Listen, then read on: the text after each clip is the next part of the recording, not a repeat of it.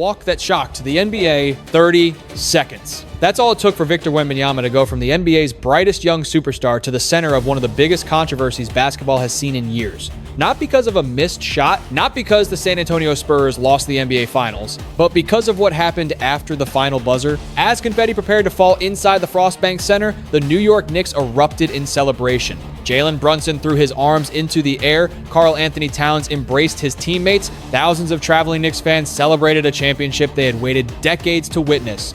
Yet while history was unfolding on one side of the floor, something entirely different was happening on the other. Victor Wembanyama didn't stay to watch. He didn't wait for the celebration.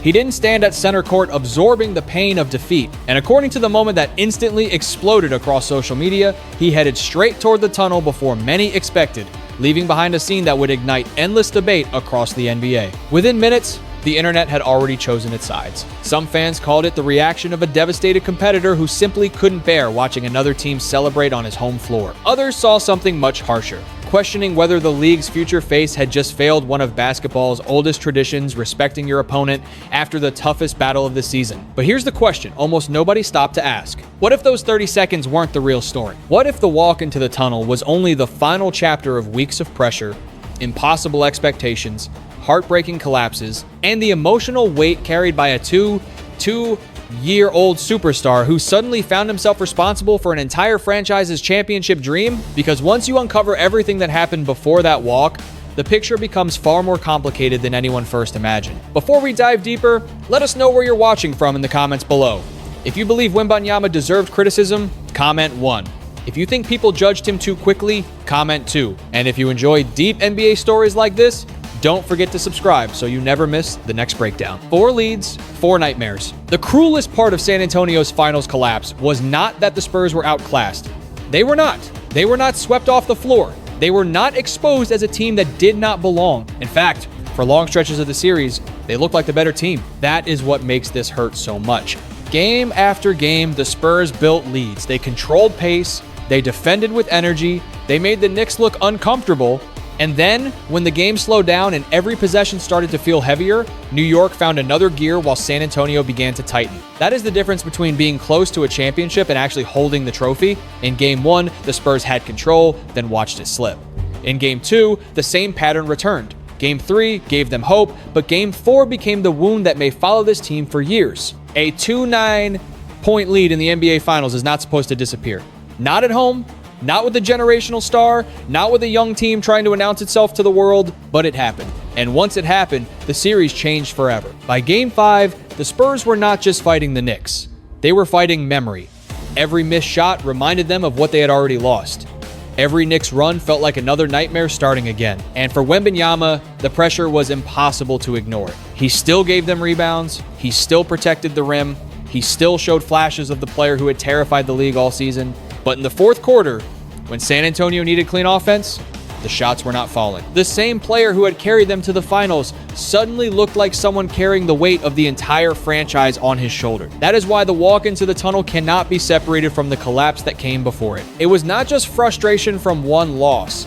It was the pain of seeing a championship close enough to touch, then watching it disappear one possession at a time. The NBA turns against Wemby. The reaction came fast. Before the Knicks had even finished celebrating, clips of Wembanyama walking off the floor were already moving across social media. Fans slowed the video down. Debate shows grabbed the moment. Former players started choosing sides. And almost overnight, the most protected young superstar in basketball became the center of a conversation he could not control. Some people called it poor sportsmanship. Others called it passion. But nobody ignored it. Draymond Green delivered the loudest reaction. His message was simple. When someone beats you, you look them in the face. You respect the battle. You remember the feeling. And if you walk away too quickly, the other team knows they got inside your head. That kind of statement cuts deep because Draymond understands playoff emotion better than most. He has been hated. He has been celebrated. He has won championships. He knows exactly how one moment can follow a player for years. Then came the other voices. Some players admitted they understood Wembanyama's pain, but still believed he should have stayed. Others defended him, arguing that a two-year-old who had just lost the biggest game of his life deserved a little grace. Jay Williams pushed back against the criticism, suggesting that the NBA is not a youth league handshake line. and that emotions after a finals loss are never simple. That is when the story became bigger than Wemby. It became a debate about what respect really means in modern basketball. Is respect shown through a handshake after the buzzer? Or can respect exist even when a devastated player needs to leave before breaking down in public? The problem for Wembanyama is that perception often matters more than intention. Maybe he did not mean disrespect. Maybe he was crushed. Maybe he simply needed the locker room before the cameras caught too much emotion.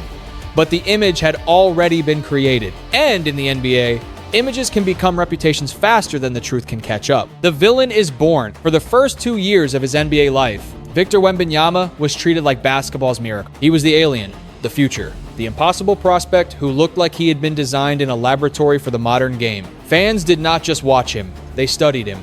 Every block became a highlight. Every three-pointer felt unfair. Every step toward greatness seemed inevitable. But the finals changed the way people looked at him. Suddenly, the same intensity that once made him exciting started to make him controversial. The hard fouls looked different.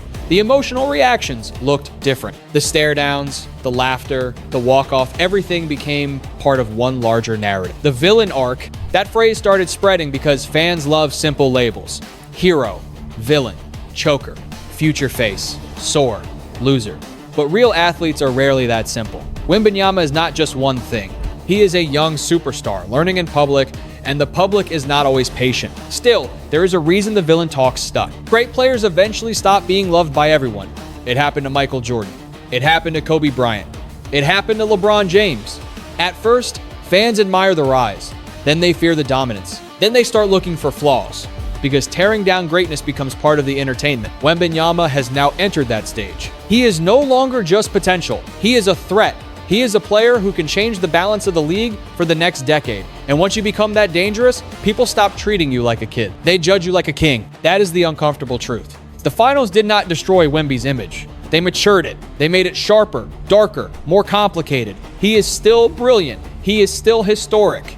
But now, he has critics waiting for him, and that may be exactly what turns him into something even scarier. The secret announcement. Nobody expected. Just when everyone thought the story was only about the handshake controversy, another piece of news changed everything. It was not about a suspension.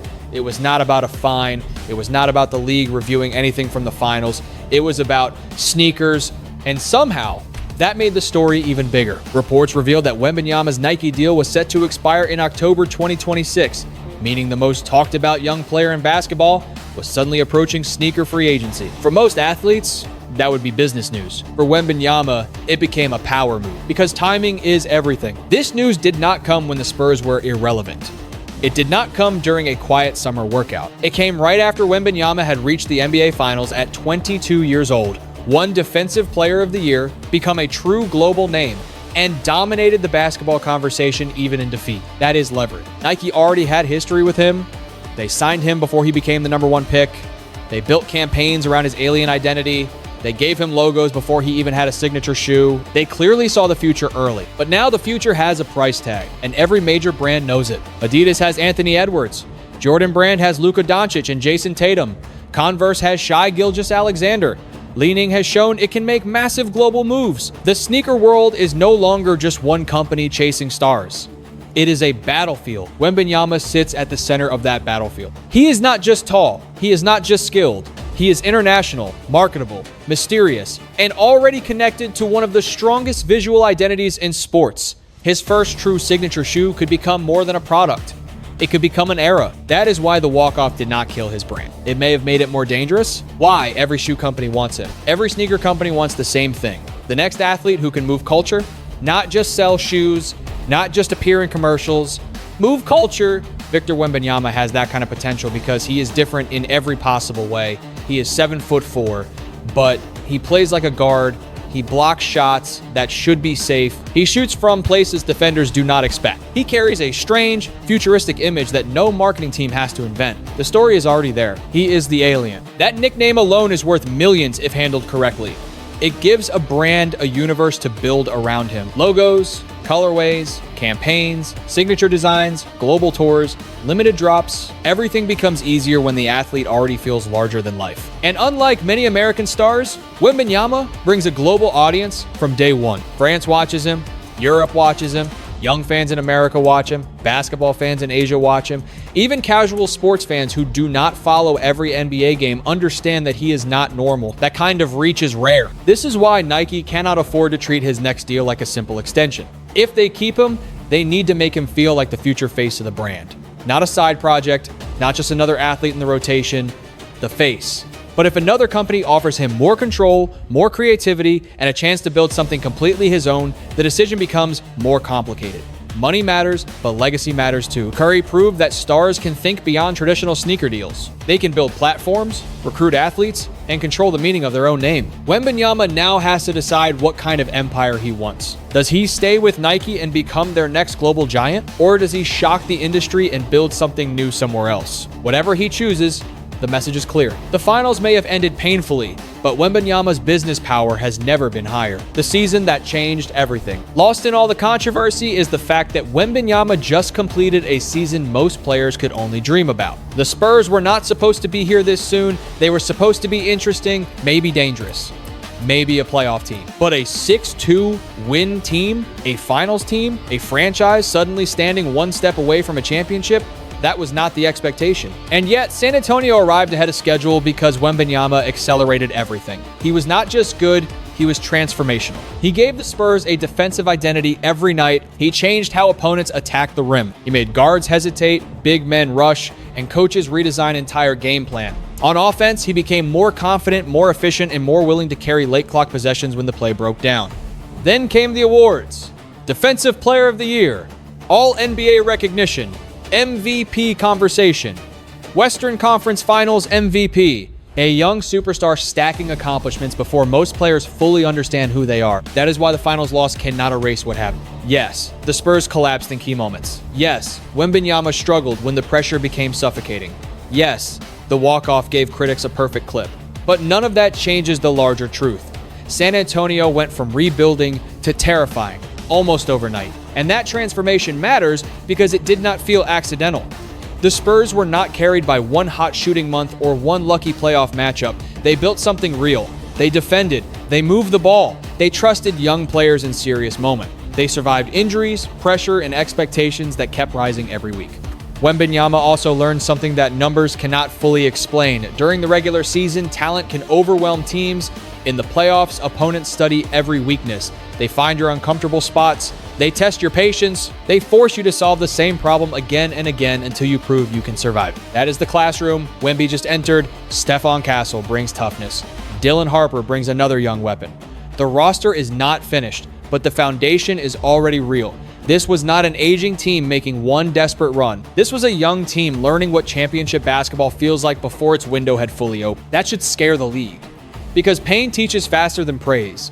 The Spurs now know how close they were. They know which possessions broke them. They know what playoff strength feels like. They know what Jalen Brunson did to them in the biggest moment. And Wembanyama knows it better than anyone. That is why next season will not be a restart. It will be a response. Kevin Garnett's warning. Kevin Garnett saw something in Wembanyama that not everyone wanted to talk about. Not weakness, not failure. Something more specific.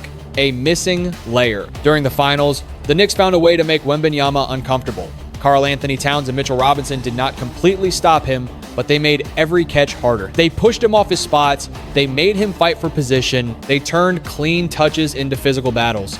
And when a superstar has to work that hard just to begin his move, the entire offense starts to feel slower. That is playoff basketball. Talent gets you to the stage. Strength keeps you there.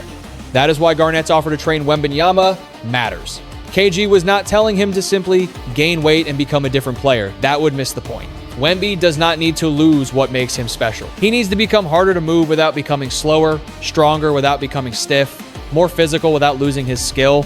That is a delicate transformation. And Garnett understands it because he lived it. KG was never the biggest body on the floor, but he knew angles, balance, leverage, footwork, and rage. He knew how to create space without wasting movement. He knew how to punish defenders from the mid-post, how to turn a jab step into a clean look, how to make physical contact work in his favor. That is exactly what Wembanyama needs next. Not a full reinvention, a refinement, a sharper base, a stronger core, a calmer rhythm when defenders crowd him, a postgame that does not depend on perfect catches or clean space, because in the finals, clean space disappears. This is where young stars become complete. The league gives them a problem, and the offseason becomes their answer. For Wembanyama, the problem is obvious now. Teams will not just admire his length anymore. They will bump him. They will lean on him. They will test his balance. They will try to turn his height into discomfort. If he adds that piece, the league has a problem.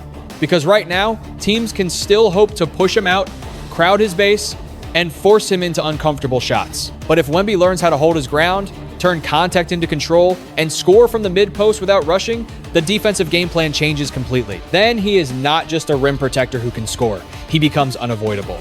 The greatest players all reach a moment like this. They meet the weakness the league has found, and they either deny it or destroy it. Garnett is offering him the blueprint. Now Wembanyama has to decide whether he is ready to pay the price. What happens next? There are 3 possible futures for Victor Wembanyama after this finals heartbreak, and every one of them changes the NBA in a different way. The first is the clean redemption story. He returns next season stronger, calmer, more focused, and more dangerous. He repairs the public image. He talks less about the controversy and lets his play answer everything. The Spurs used the finals loss as that is the story Spurs fans want. It is the easiest one to believe because the foundation is already there. Wembanyama has the talent. San Antonio has the structure. The young core has already tasted the biggest stage. If they turn pain into discipline, they could become the team nobody wants to see next spring. The second future is the villain path. Wembanyama stops trying to be liked. He embraces the criticism. He plays with more edge, more emotion, more fire. The walk-off becomes part of his identity instead of something to apologize for. Fans boo him in road arenas, and he feeds off it. Every block becomes a message. Every stare becomes a headline. That version could be dangerous too. Some players are built by love. Others are sharpened by hate. And Wembanyama may discover that being feared is more useful than being universally liked. The NBA has always had room for villains, especially when they are great enough to back it up. The third future is the most complicated. Pressure becomes heavier, the expectations rise, the sneaker deal becomes a daily headline. The media asks about maturity, opponents test him physically, fans wait for every emotional reaction, and suddenly, being the future face of the NBA becomes less like a dream and more like a burden. That is the challenge. Wembanyama is not just chasing a championship anymore. He is chasing control of his own story. Control on the court. Control in the locker room. Control in the boardroom. Control of how fans understand who he is becoming. And that control will not come from one apology, one interview, or one signature shoe announcement. It will come from consistency, from showing up after losses, from owning mistakes without letting them define him, from proving that the emotions that hurt him in the finals can become the fuel that strengthens him later. The finals gave him pain, but they also gave him clarity. He now knows what teams will do to him. He knows what critics will say. He knows how quickly admiration can turn into judgment. And he knows that the next version of himself has to be built with more than highlight. It has to be built with discipline. So the real question is not whether Wembanyama will be great. That part already feels obvious. The real question is what kind of greatness he chooses. The biggest lesson of Wembanyama's career, the most important part of Victor Wembanyama's final story, is not the walk-off. It is not the sneaker deal. It is not even the noise from former players, fans, and debate shows. The most important part is what he does after the pain becomes quiet. Every great player eventually meets a moment that embarrasses them, hurts them, and forces them to grow before they are ready.